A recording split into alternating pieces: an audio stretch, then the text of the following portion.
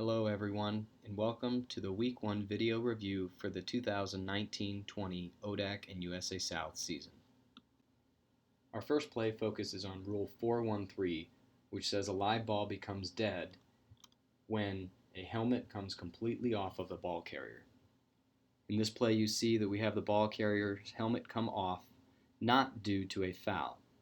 As a result, the ball is dead and the player must leave play for one down.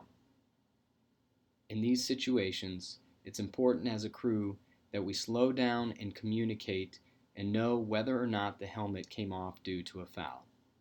Additionally, referees, make sure that you announce why play was stopped and that the player must leave the game for one down.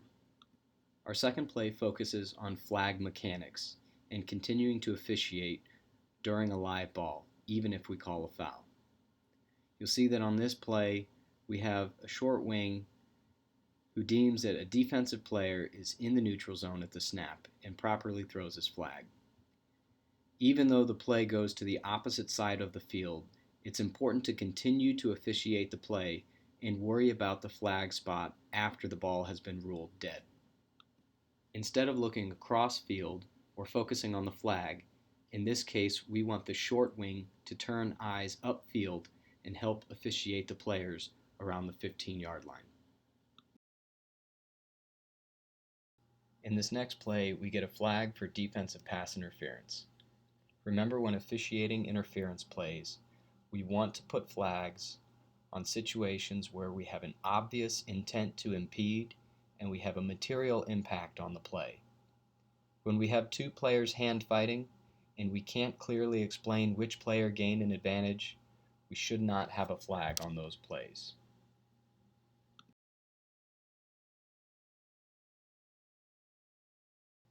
Compare this contact to the last play. In this case, we have contact that is early by a defender playing through the back of a receiver. We have an impact on the play.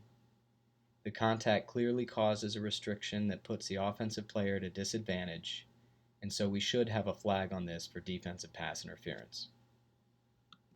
For short wings, recognize when you no longer have a look at a block along the line of scrimmage and be ready to transition your eyes upfield to officiate the pass plays.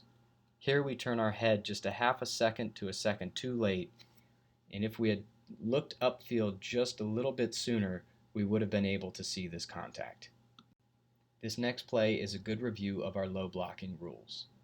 The ball is snapped around the 25-yard line, and we have a low block that takes place downfield around the 31 or 32-yard line. Remember, an exception to the low blocking rule is that Team A players may not block below the waist when the block occurs 5 yards or more beyond the neutral zone. From the end zone view, we get a good look at this block and see that it is very close to the 5-yard buffer, but when in doubt, this is a safety foul and we should have a flag on the ground. This next clip highlights our new blindside block rule. Remember that no player shall deliver a blindside block by attacking an opponent with forcible contact. In this play, we see an offensive lineman deliver a peel-back block against a defensive player in an attempt to provide more running room for his teammate. In this clip, we actually see two blocks, one which is not considered a blindside block, and the other which is a good illustration of a blindside block. Additionally, the illegal block also includes targeting, as it is an offensive player making forcible contact to the head or neck area of a defenseless player. From a mechanics perspective, referees, give yourself more distance from the play and try to keep a wide angle, as that will give you a good look on these types of plays. Also, short wings, recognize when we have a broken play and be ready to take a peek behind the line of scrimmage to help the referee officiate these situations. This next play is another illustration of a blindside block in which we have a change of possession. Anytime we have a change of possession, we should be alert to players running against the grain or the opposite direction trying to deliver these highlight blows. Here, we do a nice job of officiating the off-ball contact and putting a flag on the field for this block. Remember that after the play, we would want to adjust all three flags to be on the same yard line to make sure that we have a clear enforcement spot.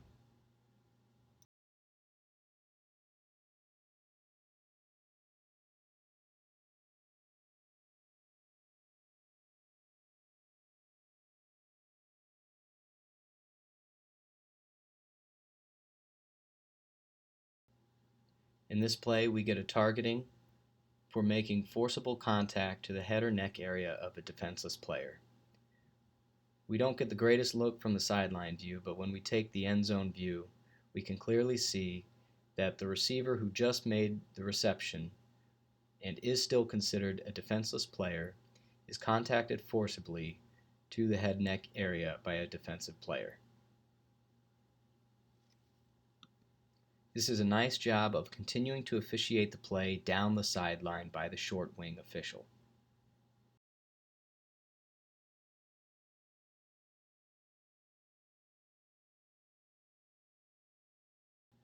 Here we have an onside kick that is returned all the way back to the end zone for a score. In this play, our crew gets too focused on the player running downfield for the score and does not officiate well back behind the play. We see that about 30 yards behind the play, we have an unnecessary hit against an opponent that is clearly out of the play. This must be flagged, and we cannot miss these types of fouls. Remember that when you're the trailing official in these situations, we must find players to officiate. Keep your eyes on the back of the pack and do not focus too far upfield. On this play, we just got too focused ball watching and missed a foul that we needed to get. Here we get a call for a personal foul for an unnecessary hit against a sliding player. This is a nice job of continuing to officiate the play all the way through the end and protecting this player since he is clearly giving himself up and sliding feet first. Remember that by rule, a ball carrier who has obviously given himself up and is sliding feet first is considered a defenseless player. So we do need to be alert to head and neck contact on these types of plays, as we can often get a foul for targeting.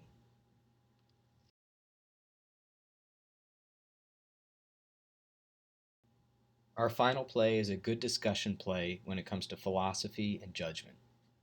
Remember that we don't want to provide any cheap fumbles, and anytime we have a catch, loose ball situation, more often than not, we are going to call it an incomplete pass. Take a look at this play and discuss in pregame as a crew whether or not you think this should be ruled as an interception and a fumble, which is then recovered by Team B, or an incomplete pass.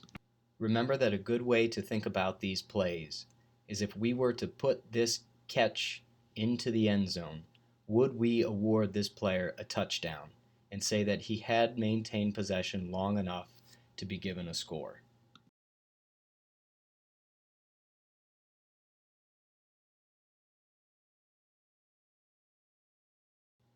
That's all for the Week 1 video review, everyone. Go out and have a great week 2.